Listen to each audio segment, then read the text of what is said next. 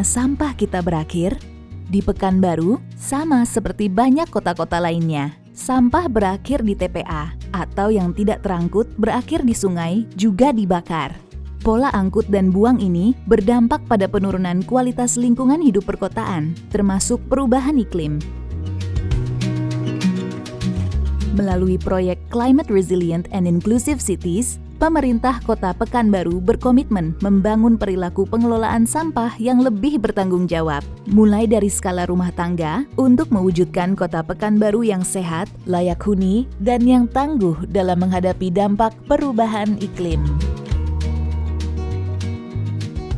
Di dalam membangun Kota Pekanbaru, kami punya visi. Di dalam visi itu Pekanbaru Smart City. Nah, dari kota cerdas ini ada 6 pilar. Nah, salah satu pilarnya adalah smart environment. Artinya, lingkungan ada bagi kami adalah menjadi salah satu dalam pilar utama membangun Kota Pekanbaru ini.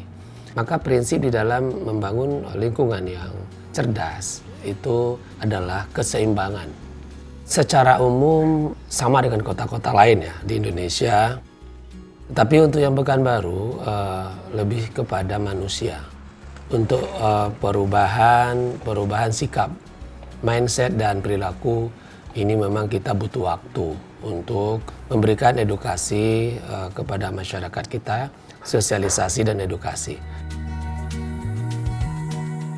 Jadi kalau bicara tentang pengelolaan sampah, mulai dari pengumpulan sampah, pengangkutan sampah, dan pemprosesan akhir sampah. Kebijakan Pak Wali tetap kita mengangkut sampah dari sumber sampah sampai ke TPA.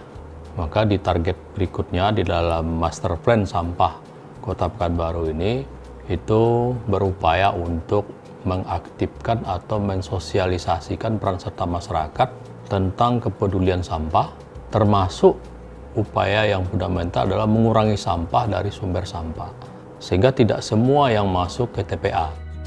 Di dalam penyusunan dokumen perencanaan, kita sudah melakukan pengintegrasian isu-isu ketahanan iklim.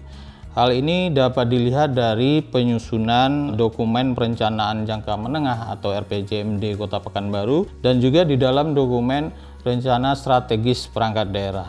Berbagai upaya dilakukan untuk memaksimalkan pengurangan sampah, baik itu melalui bank sampah maupun dengan program-program lainnya. Saya melihat di Kota Pekanbaru ini banyak sampah-sampah yang menumpuk. Lalu kami ibu-ibu sepakat membuka bank sampah Buan Sari Mandiri ini supaya bisa membantu membersihkan Kota Pekanbaru.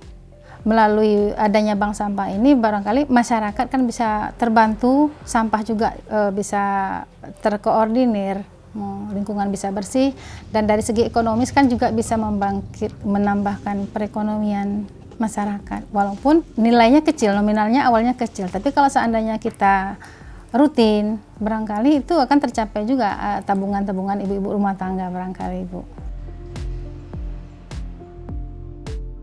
Aplikasi Pemol itu adalah sebuah platform yang bisa di-download di Android untuk mempertemukan user penjual sampah dengan pembeli sampah.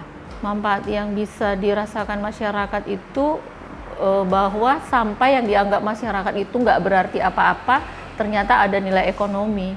Sampah itu bisa disedekah, jadi kedepannya perusahaan kita akan bekerja sama yayasan yang bisa mengolah dana itu dengan baik. Kedepannya bahwa sampah itu juga bisa menolong orang yang tidak mampu.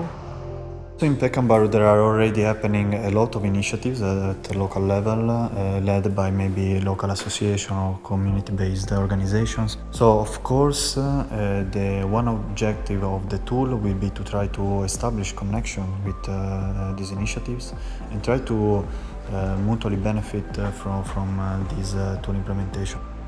Inilah yang nanti ke depan di perencanaan 2002 saya sudah mengajukan kepada Pak Wali untuk mengalokasikan anggaran tentang pengurangan sampah dan pengembangan bank sampah di setiap RW.